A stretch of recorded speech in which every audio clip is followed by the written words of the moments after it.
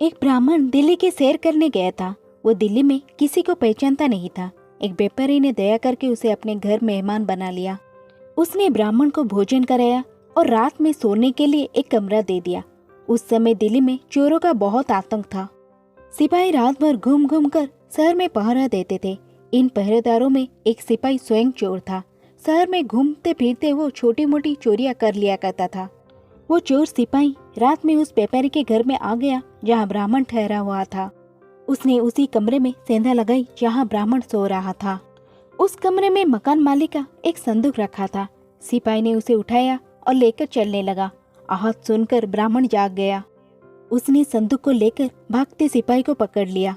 सिपाही ने ब्राह्मण को लालच दिया, तू मुझे छोड़ दे, इस संदूक में से जो कुछ निकलेगा मैं उसका आधा भाग तुझे दे दूंगा।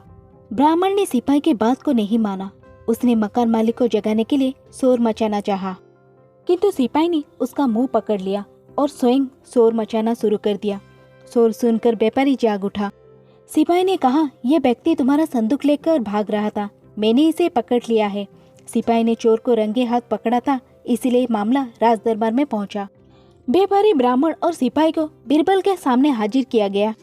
बीरबल ने सबसे पहले अपने एक विश्वास पात्र व्यक्ति को अपने पास बुलाया। उन्होंने उसके कान में कुछ कहा और उसे बाहर भेज दिया। इसके बाद उन्होंने सिपाही और ब्राह्मण को अपने पास बुलाया और दोनों से पूछताछ करने लगे। कुछ देर बाद बीरबल द्वारा भेजा गया आदमी दौड़ता हुआ आया। उसने बीरबल से कहा, हुजूर, मैं और मेरा बेटा महादेव के मंदिर में दर्शन करने गए थे। मंदिर से बाहर निकलते समय मेरा बेटा बेहोश हो गया और वहीं गिर गया। उसे वहां से उठाकर हकीम के पास ले जाना है। क्या आप इसके लिए मुझे 2 आदमी देंगे? बीरबल ने कहा, तुम यहीं खड़े रहो, मुझे तुमसे जरूरी काम है। इस सिपाही और ब्राह्मण को मंदिर भेज रहा हूँ। ये तुम्हारे बेटे को मंदिर से उठाकर यहाँ ले आएंगे। ब्राह्मण और सिपाही मंदिर में पहुँचे। उन्होंने वहाँ बेहोश पड़े लड़के को उठा लिया।